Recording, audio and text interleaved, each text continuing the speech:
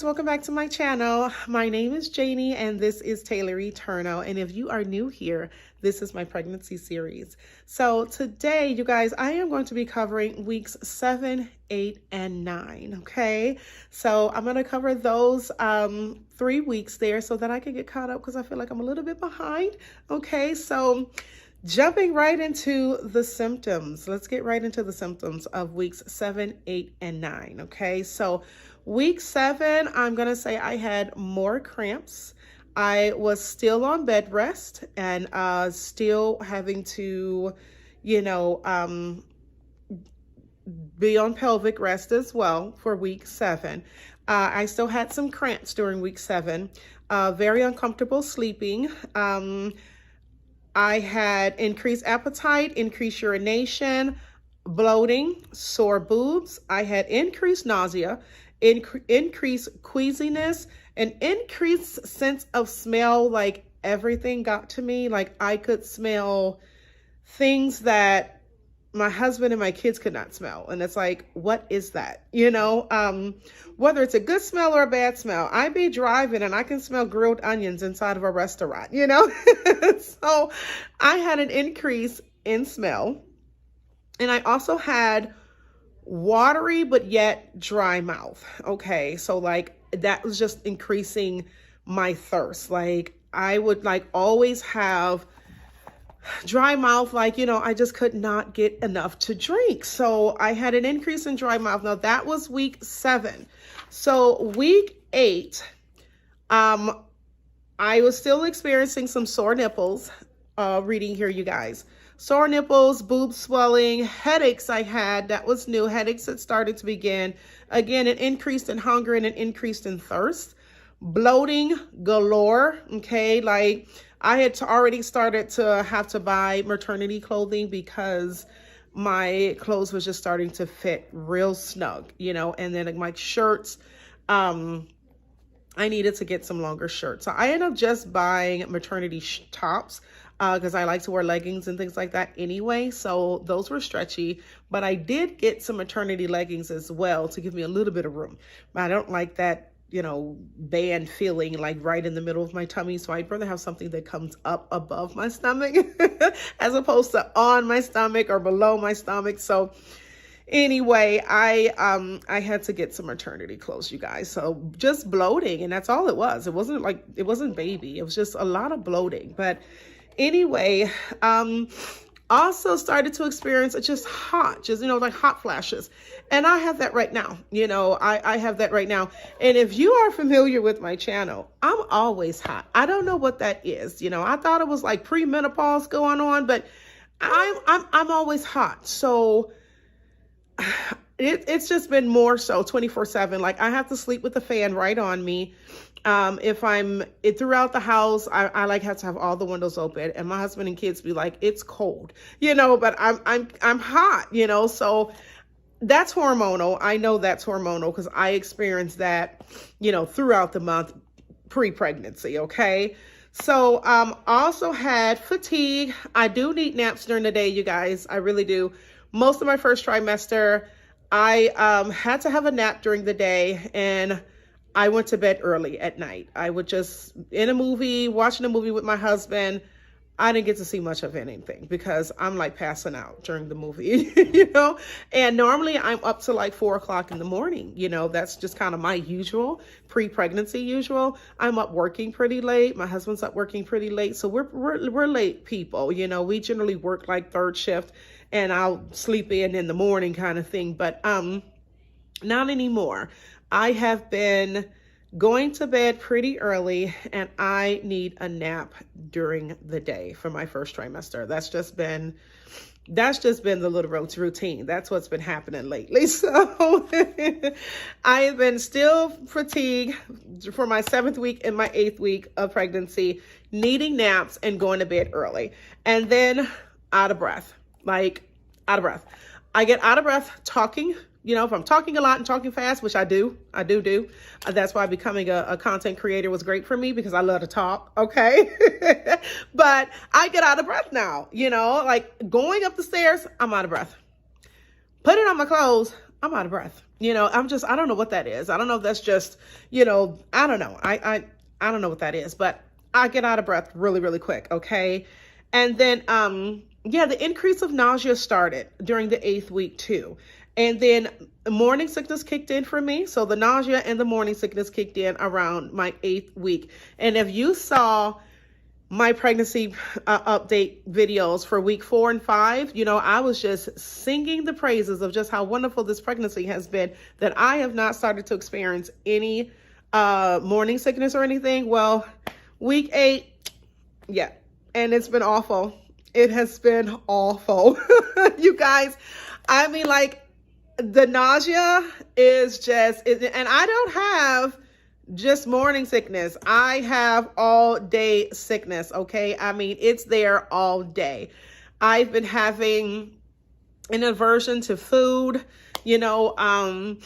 everything that I eat kind of makes my stomach upset, also the only thing that I was finding, it used to work for me. It is not working for me anymore. And that was lemons. I would get a lemon and sprinkle a little salt on it, and that would just kind of go in, because I have that metallic taste in my mouth. And that drives me nuts. Oh my God, that drives me nuts. And there's like nothing I can do with that metallic taste. I've tried hard candies. Lemons kind of help for a little bit, just a little bit, but it just comes right back, and I'm like, this, I had to get this. Of all the things, I got this. I got the metallic taste thing. But, and I think I had that in one of my other pregnancies, you guys.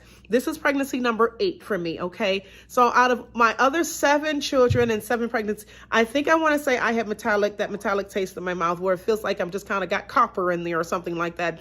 Just, I don't know, swirling around nickels or something. I don't know, but it's just, it is annoying.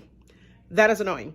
I have not found anything to, I haven't found anything that worked that will get rid of it. I went to my local, what do you call it? Like, it's not a health food store, like, GNC. I went to my local GNC, but I think they call it like Vitamin World or something here. And I got some of those lemon ginger candies. They're chewables. They kind of taste good, but they do have that after ginger root taste. I don't know if that works. I bought some hard candies for morning sickness from Amazon. They okay. Those are okay. They have like a raspberry lemon taste to them. They're okay, but sorry, you guys. I've been under the weather. So if I sound kind of congested and nasally, that's why. I have been under the weather. This is my 2nd week. I feel better now than I did last week. So that's why I'm recording. But this cough and all this up in here, hence the hats to protect my head. I've been having to do that, the scarves and the hats and everything, to kind of keep the cold from coming in outdoors. But anyway, I forgot what I was saying. But anyway. Okay, so, but back to my symptoms, okay? So, we talked about the morning sickness. It just started kicking in around week 8 for me. I also had some cramps, still had some cramps. Mild though, non-intense cramps, no need for concern. Like I say, maybe like a heating pad or some Tylenol, and it was gone. But for the most case, I didn't need to take anything for the cramps.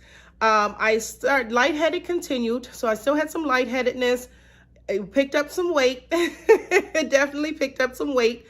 Again, the clothes were tighter. Had to buy some maternity clothes. Still had trouble sleeping. I ended up buying a pregnancy pillow. I'm a stomach sleeper. I am generally a stomach sleeper pre-pregnancy, and I can't do that anymore. So now sleeping on my sides and sleeping on my back is just not an option for me. I can't sleep on my back for the life of me. I don't know. Perhaps I watch way too many scary movies. I don't know. But sleeping on my back, I feel like I'm going to wake up and something's going to be like hovering over my head or something like that. I don't know. Don't ask me.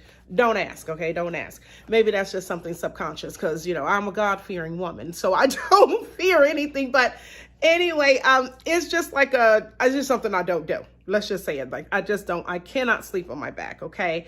So that leads me to sleeping on my side, my left side, and then I'll switch over to my right side. And I can't get comfortable that way, you know? So I've been having a little trouble sleeping. I bought the pregnancy pillow. It does help, you guys. It really does help. I was a bit hesitant about purchasing one of those. It wasn't cheap. And then I bought extra filling pillow cushioning in it to fill it, because when I was reading the reviews, a lot of the women were like, you know, it's a nice pillow, but it's too soft. There's not enough filling in it. So when I ordered the pillow, I ordered the filling too.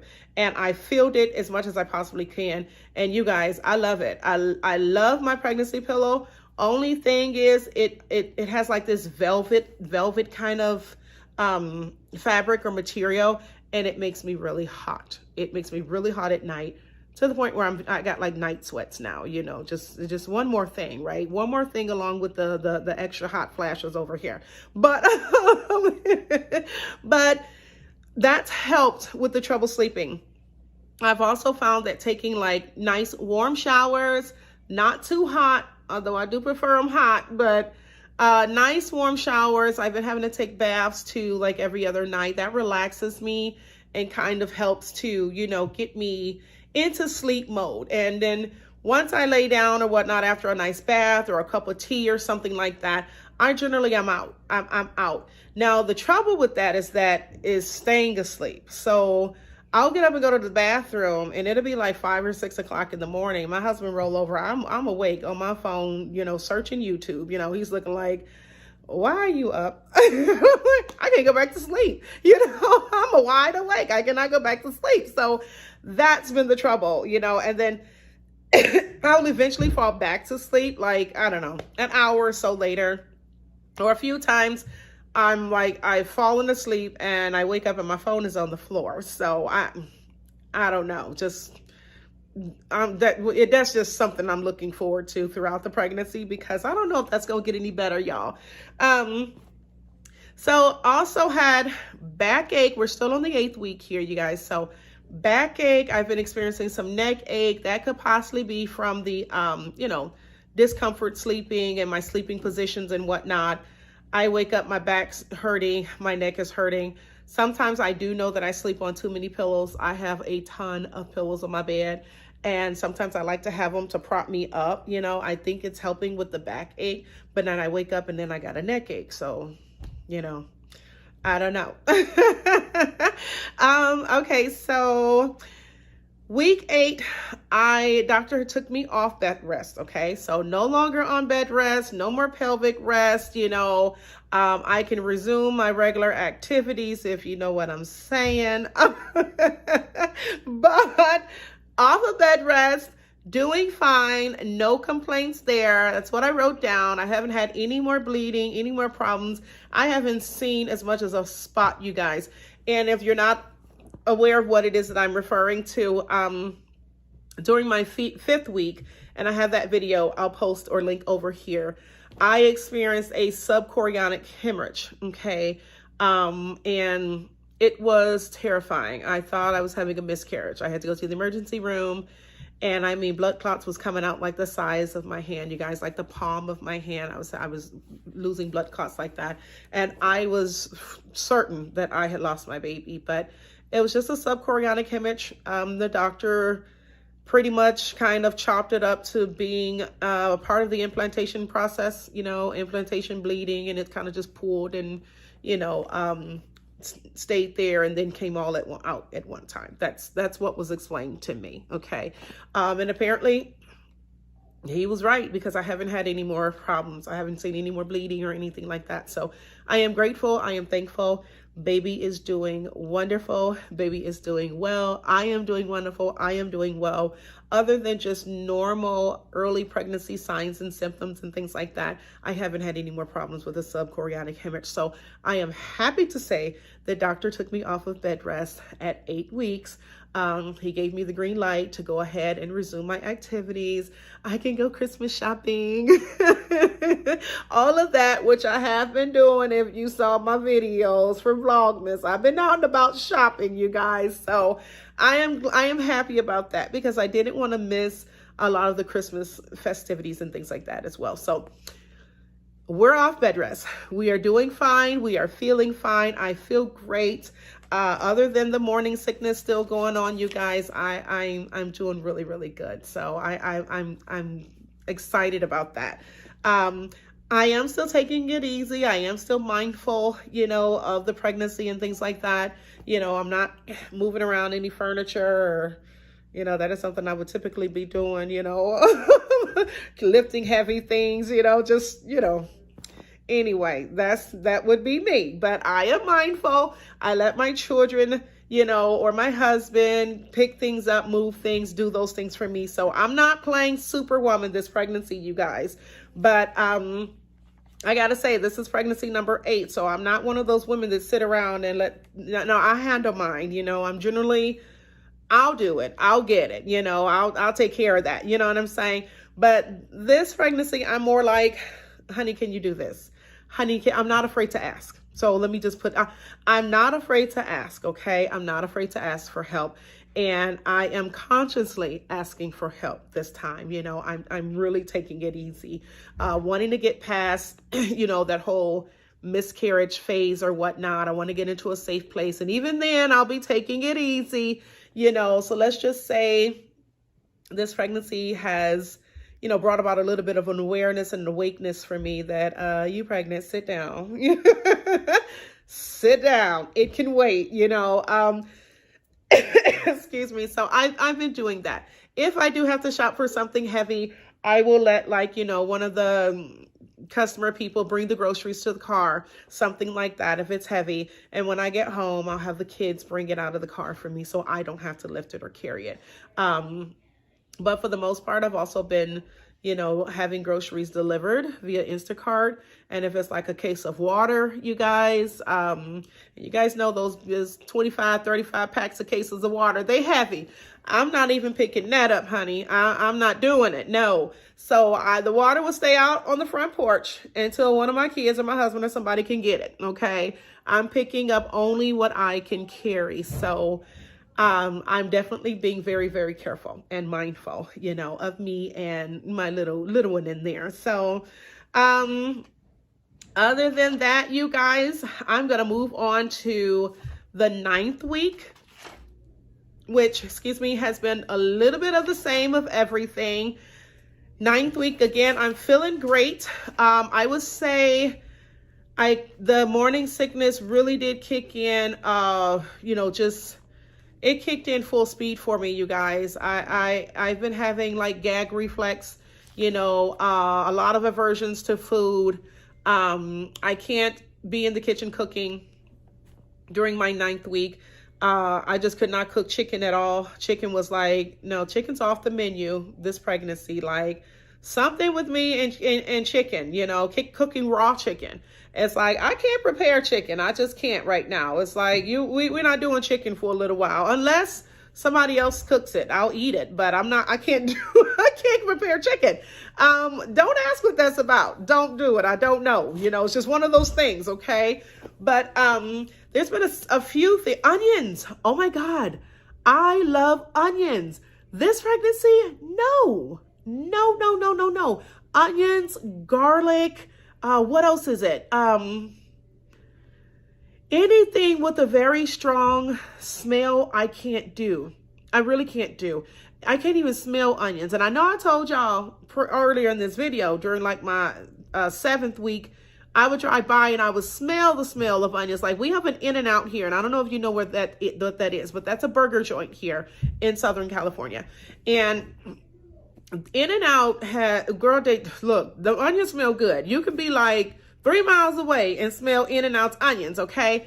And that I used to smell that and have to turn around. I'm going to In-N-Out and get a burger. Now it's like, oh, In-N-Out.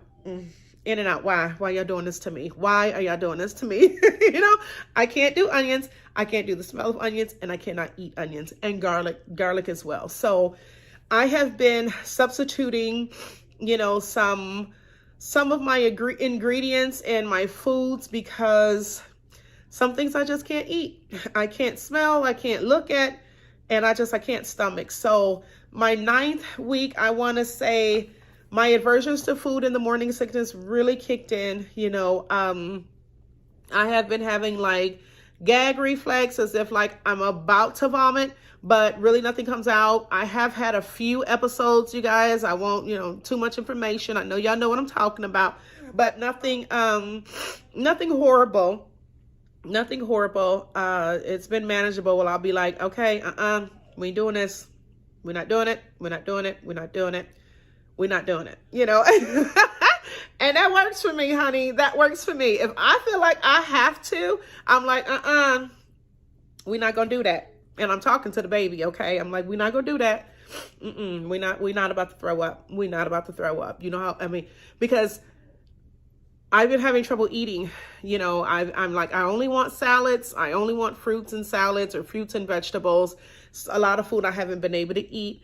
And then I'm also watching what I'm eating right now. So I've been watching carbs and sugars and things like that. So that kind of minimize the menu there for me as well. Pastas, white rice, stuff like that. I can't consume those things anymore. So anyway, it's been difficulty figuring out what to eat. Again, I've just been kind of going to like chicken salads or something like that.